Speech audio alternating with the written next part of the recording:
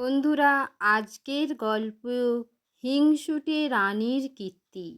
লেখক সুনির্মল বসু, পাঠে আমি রূপা।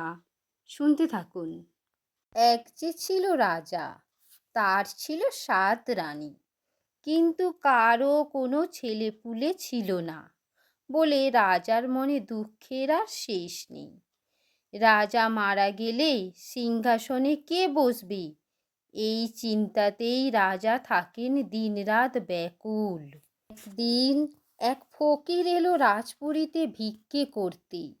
সাধু ফকিরের ওপর ছোট রানীর খুব ভক্তি বিশ্বাস। জানালা দিয়ে সে ফকিরকে রাজপুরীতে ঢুকতে দেখে তাড়াতাড়ি বেরিয়ে এসে তার পায়ে প্রণাম করল, আর যাতে তার একটি ছেলে হয় তার জন্য প্রার্থনা করল কিছু ওষুধের। ফকির ছোট রানীকে একটা গাছের শেকড় দিয়ে আশীর্বাদ করে চলে গেলেন। এই শেকড় বেটে খেয়ে সত্যিই একদিন রাতে ছোট রানীর একটি চাঁদের মতো ফুটফুটে ছেলে হলো। এই খবর পেয়ে অন্যান্য রানীরা তো হিংসায় ছটফট করতে লাগলো। তারা পরামর্শ করল কি ছোট রানীর অজান্তে তার ছেলেটিকে সরিয়ে ফেলল, আর তার জায়গায় রেখে দিল একটি কাঠের পুতুল। রাজা যখন খবর পেলেন যে ছোট রানীর একটি কাঠের পুতুল হয়েছে, তখন তিনি রাগে জ্বলে উঠলেন। অলক্ষণে মনে করে তিনি ছোট রানীকে রাজপুরী থেকে বের করে দিলেন। ছোট রানী চোখের জল মুছতে মুছতে রাজপুরী ছাড়ল। অন্যান্য রানীরা যে এতে খুব খুশি হলো, এ কথা বোধহয় আর না বললেও চলবে। দিঘির ধারে রাজার বাগান। বাগান পাহারা দেয় মালি আর তার বউ। ছোট রানীর দুর্দশার কথা জানতে পেরে মালি বউ তাকে তার কুঁড়ে ঘরে আশ্রয় দিল। ছোট রানী সেখানেই বাস করতে লাগলো। অন্যান্য রানীরা ছোট রানীর ছেলেটিকে সরিয়ে ফেলে রাজবাড়ির এক বুড়ির ওপর ভার দিল তাকে মেরে ফেলবার। কিন্তু অমন সোনার চাঁদ ছেলেটিকে মেরে ফেলতে না পেরে বুড়ি তাকে এনে নদীর জলে ভাসিয়ে দিল। যেই না ভাসিয়ে দেওয়া, অমনি প্রকাণ্ড এক বোয়াল মাছ কোথা থেকে যেন ভুস করে ভেসে উঠে ছেলেটিকে পিঠে করে নিয়ে অগাধ জলের ভেতর অদৃশ্য হয়ে গেল। তারপর অনেক বছর কেটে গেছে। ছোট রানী একদিন দিঘির ধারে বসে ফুল তুলে মালা গাঁথছে। হঠাৎ নদীর মধ্যে একটা সোঁ সোঁ শব্দ শুনে তাকিয়ে দেখল প্রকাণ্ড একটা মাছের পিঠে চড়ে ভেসে আসছে একটি পরম সুন্দর ছেলে। তার রূপের ছোটায় চারিদিক যেন উজ্জ্বল হয়ে উঠেছে। ছোট রানী তাই না দেখে তাড়াতাড়ি একটি গাছের আড়ালে গিয়ে লুকালো। ভাবল নিশ্চয়ই পাতালপুরীর রাজপুত্র এদিকে আসছে। ছেলেটি এসে ডাঙায় উঠল। উঠে রাজার বাগান থেকে রাশি রাশি ফুল তুলে আবার গিয়ে সেই মাছের পিঠে উঠল। মাছ আবার তাকে নিয়ে অদৃশ্য হয়ে গেল। এই রকম রোজই ছেলেটা আসে। ছোট রানী রোজই ভাবে ছেলেটির সঙ্গে আজ নিশ্চয়ই আলাপ করব, তার পরিচয় জিজ্ঞেস করব। কিন্তু ছেলেটি যখন আসে তখন ছোট রানীর আর সাহসে কুলায় না। সে তার পরিচয় জিজ্ঞেস করবে।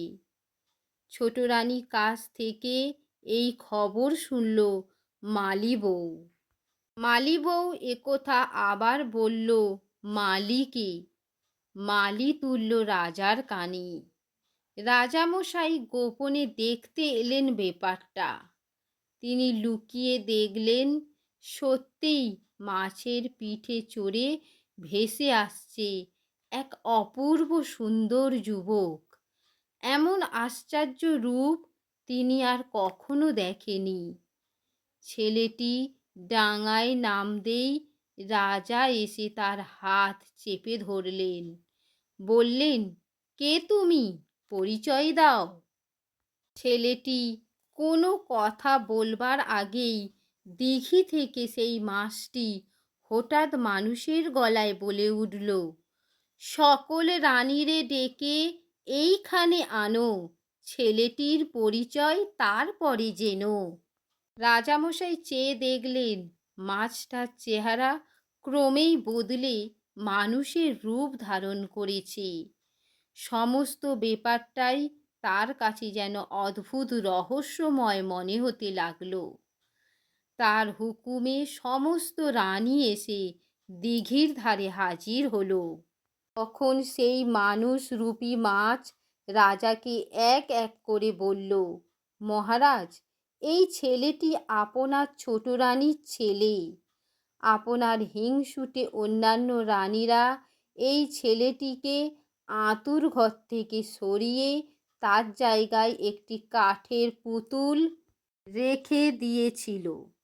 এই ছেলেটিকে হত্যা করবার ভার যে বুড়ির ওপর দেয়া হয়েছিল, সে একে না মেরে দয়া করে নদীর জলে ফেলে দেয়। সেই থেকে আমি এই ছেলেটির ভার নিই। আজ আপনার ছেলেকে আপনার কাছেই ফিরিয়ে দিয়ে আমি নিশ্চিন্ত হলাম। ছোট রানী কাছেই উপস্থিত ছিল।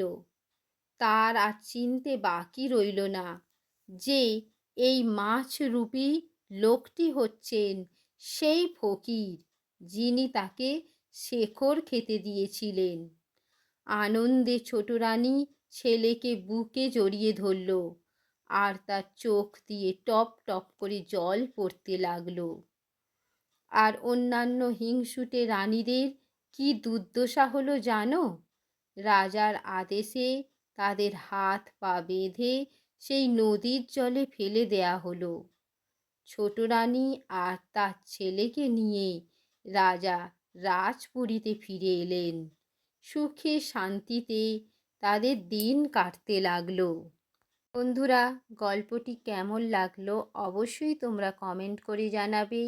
এই রকম ছোট্ট ছোট্ট আনন্দদায়ক গল্প নিয়ে আমি চলে আসব তোমাদের কাছে।